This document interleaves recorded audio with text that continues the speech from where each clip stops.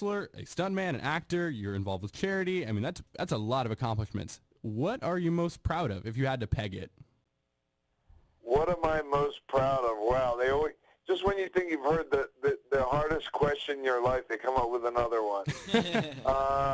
I think the thing that I'm most proud of in my life is I continue to carry on my sister's name, and by going to cancer hospitals and visiting sick cancer kids in the oncology wards around this country and around the world. And, you know, I'm very pleased to have done that, and I'm very pleased to have put smiles on the face of kids with cancer, because anybody that knows anything about cancer treatment will tell you it's a necessity to keep the spirit of the persons that are being treated uplifted, and I'm very happy and very thrilled to be able to do that, and I'm going to keep doing it. As long as my legs keep carrying me, I'm going to keep going. That is excellent.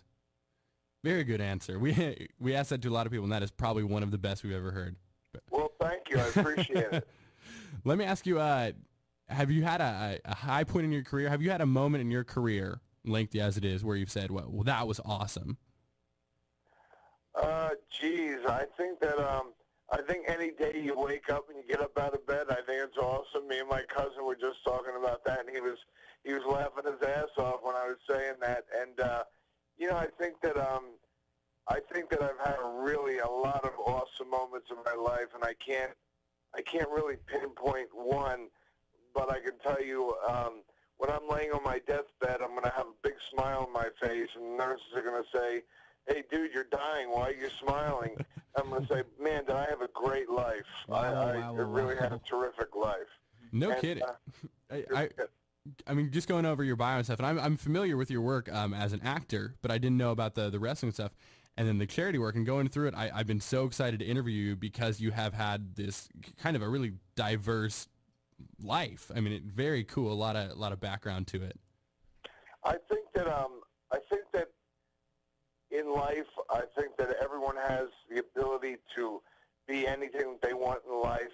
I've categorically said, I want to do this, I want to do that, and I've gone out and done it. And I've been so lucky and so thrilled and blessed by God to have gone out and done it. And I know a lot of people that have gone into one venture after another and failed, and I'm just very happy to say that I've succeeded in 99.99% of the things that I set out to do. Well, how do you go from wrestling to acting? I mean, how do you make that jump? Well, I think that wrestling to some degree is acting, and I think that once you get in front of the camera and you're doing interviews and people are asking you questions the same as you have, and you have a second to respond. Back in the days when I did it, we didn't have scripts or anything like that, so you have to come up with something wild off the top of your head, and you would draw packed crowds just by what you said on those interviews. And so I was kind of halfway there, and I never wanted to be an actor. I wanted to be a wrestler. I wanted to, this agent had approached us in Bakersfield, California. We were wrestling down there, and you guys must know where that is. You're up in the Bay Area? Yeah, we have many friends from there. Yeah, so Bakersfield, we used to call it Baker's Finger because it was so hot there. They did a roast. And, I know it. Oh. Yeah. So some nitwit agent came up from Hollywood and went to our matches in Bakersfield, and back then we had rabbit ears, and that was the only way you could get it. There was no cable even. And I hope I'm not time dating myself. And this guy said, "Well, we want to get a couple of you guys into wrestlers. You're big and you have a great look and you can move very well and you can act." And I said, "Well, I don't want to be an actor. I want to wrestle." And he said, "Well, what do you hope to get out of wrestling?" I said, "Well, hopefully in my last match, I'm going to be carried out of the ring paralyzed to a standing ovation." And he's like, "Are you kidding me?" And I said, "No. It would be what every wrestler would want in the world is to be carried out to a standing ovation." And he thought I was nuts. And So I went down, and it gets in your blood, and you start doing it, and so it became better and better for me. And when I got in the Screen Actors Guild, you're protected. You don't have wrestling promoters that are screwing you out of your money. Yeah. You're protected to some degree, and thank God, I've had a pretty good career. What was it like working on Buffy? I love Buffy. That's a great question to ask on Halloween. Yeah, exactly. This is our Halloween episode. We kind of have to ask some obligatory. You worked on Buffy. Sarah Michelle Gellar. It was great. Sarah Michelle was really cool. Sarah Michelle was a little bit moody. Really? There was a lot of people on the set, but I got to tell you, I've really been grateful and thankful that I've gotten along with a lot of people. Everybody that I've ever worked with, I can't really say that anybody has mistreated me or treated me poorly.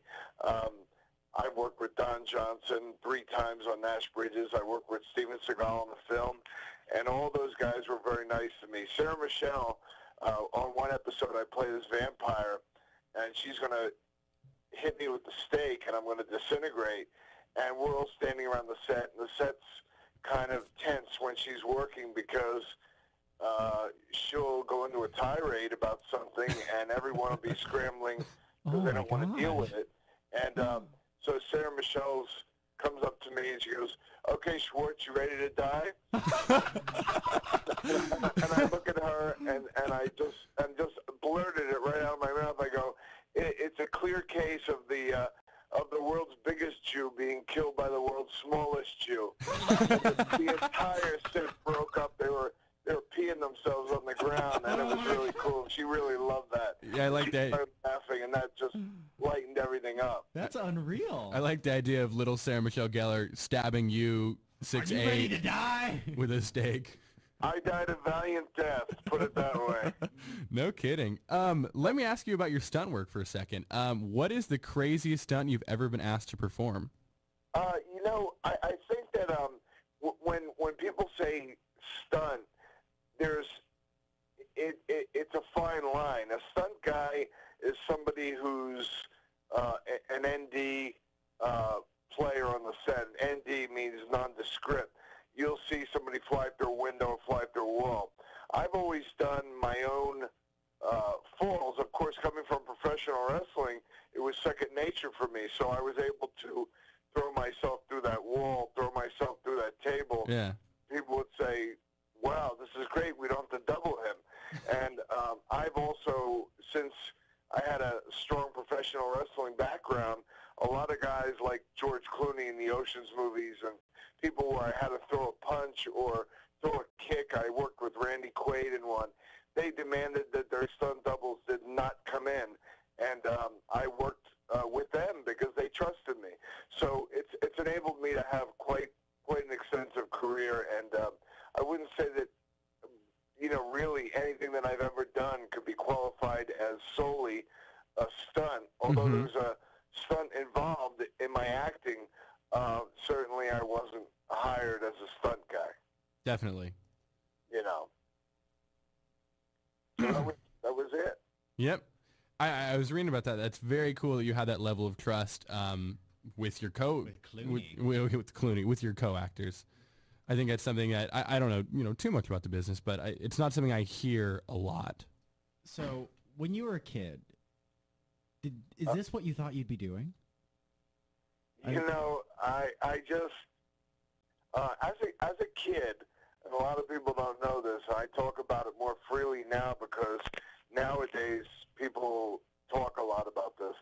I was really a child who was physically abused by my father. He was terrible. He would beat me every single day, every other day. My sisters would misbehave. I got the beating. If I did something wrong, I got the beating. And it was so cruel and abusive that, I went to a suicide ward of a hospital down in Louisiana. I was down there doing a movie, and they asked me to come to a suicide ward and talk to these kids because I had been at the children's hospital down the street. And I said, well, I I really don't know. And, you know, I sat in that room with those kids, and they told me to be blunt, and I could drop the F-bomb and, you know, just be as hard as I want to get my message across. And I told them, I said, listen, I had it rough as a kid, too.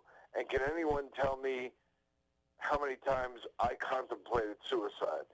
And one kid raised his hand and said, oh, one time? And I said, no. Another kid raised his hand and said, 5 times? And I said, no. And I said, every freaking day I contemplated suicide. My life was terrible. And you know what? Getting out of that house, getting out of that environment, going